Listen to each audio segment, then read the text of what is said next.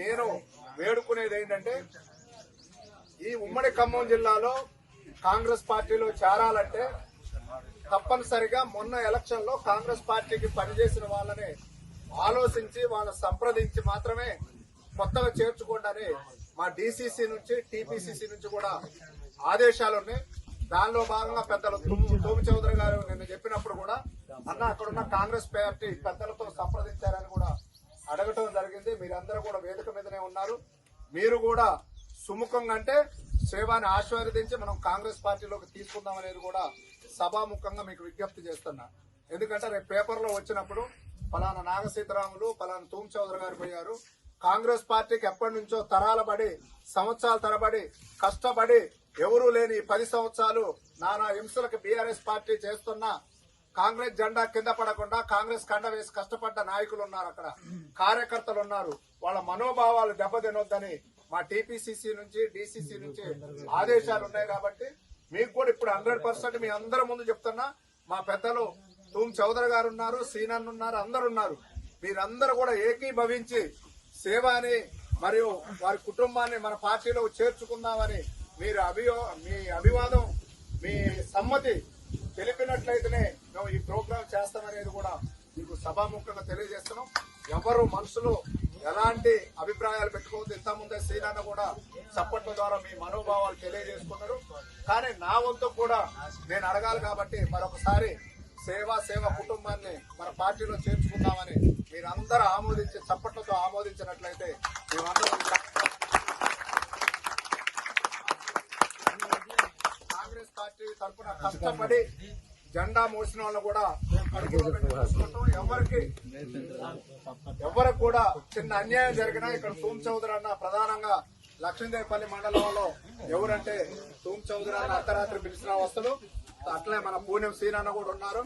ఇట్లా కాంగ్రెస్ పార్టీ కొరకి నేను కూడా గత నా బాల్యదశ నుంచి కూడా 35 సంవత్సరాల నుంచి అంటే ఎందుకంటే మీలో మనోధైర్యం నింపడానికి చెప్తున్నా, నా గురించి చెప్పుకోవడానికి కాదు.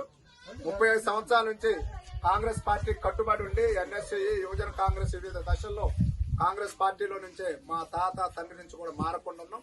ఎన్ని ఆటంకాలు వచ్చినా, ఎన్ని కష్టాలు వచ్చినా, ఎన్ని అవాంతరాలు వచ్చినా అదే జెండాను పట్టుకుని 2018లో ఎమ్మెల్యే సీటుకు ట్రై చేశా, రాలేదు. వనమా వెంకటేశ్వరకి ఇచ్చారు. మొన్న పోటీలో ఉన్న ఎలయన్స్ లో సిపిఐకి ఇచ్చిన పోయారు. పెద్దల వేదిక మీద ఉన్న పెద్దలకు కూడా మేము వేరే రకంగా ఇండిపెండెంట్ గా పోటీ చేద్దామని ఇంకో రకం అన్ని వేసి కూడా మనం కోర్టు సంపాదించుకోగలుగుతాం కానీ విలువలు సంపాదించలేము.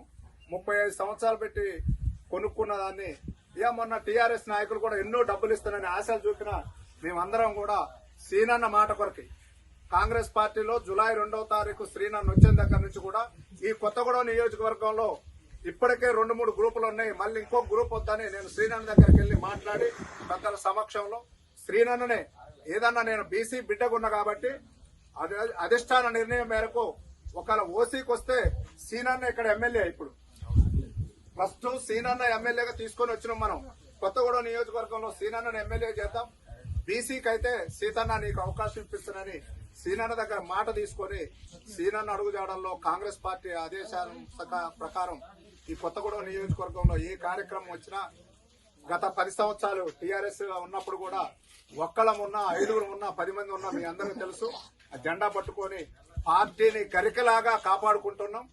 ఈ 2023లో మనందరికీ మంచి రోజులు వచ్చి అధికారంలో కాంగ్రెస్ పార్టీ వచ్చింది. సీనన్న మనకు మినిస్టర్ అయ్యిండు. రేవంత్ రెడ్డి గారు కూడా ఎవరి మనోభావాలు దెబ్బతినకుండా అవినీతికి అన్యాయానికి బీఆర్ఎస్ ప్రభుత్వం చేసినట్టు కాకుండా పేద ప్రజలను ఎట్లా కాపాడాలి. నిన్న బడ్జెట్ లో కూడా చూశారు, ఎక్కడ అవినీతి జరగకుండా అందరికి న్యాయం చేద్దామని ఒక మంచి ఆలోచనతో ఒక సద్భావంతో ముందుకు పోతాడు రేవంత్ రెడ్డి గారు కూడా. వాళ్ళందరినీ ఆ ప్రభుత్వ ఆలోచనలు కూడా మనం ముందుకు తీసుకుపోవాలంటే ప్రభుత్వం గట్టిగా ఉండాలంటే కూడా మన పల్లెటూళ్లే పట్టుకోమలు. పల్లెటూళ్లలో మనం ఎంత స్టాండర్డ్గా ఉంటే రాష్ట్రంలో కాంగ్రెస్ పార్టీ అంత ఇదిగుంటది. మొన్న ఎలక్షన్లలో చూసాము, హైదరాబాద్ సికింద్రాబాద్ 29 నియోజకవర్గాలుంటే ఒక్కటే మనం గెలిచినాం, 28 ఓడిపోయినాం. ఇవాళ తెలంగాణ రాష్ట్రాన్ని అధికారంలోకి తీసుకొచ్చినాం అంటే పల్లెటూళ్లే. ఉమ్మడి నల్గొండ గాని, ఉమ్మడి ఖమ్మం గాని, ఉమ్మడి మహబూబ్ నగర్ గాని, ఉమ్మడి వరంగల్ గాని, ఉమ్మడి కరీంనగర్ గాని మన 5 ఉమ్మడి జిల్లాలే ఇవాళ తెలంగాణ రాష్ట్రంలో 64 సీట్లు రావడానికి ప్రధాన కారణమైంది. మిమ్మల్ని చేతులు జోడించి నేను వేడుకుని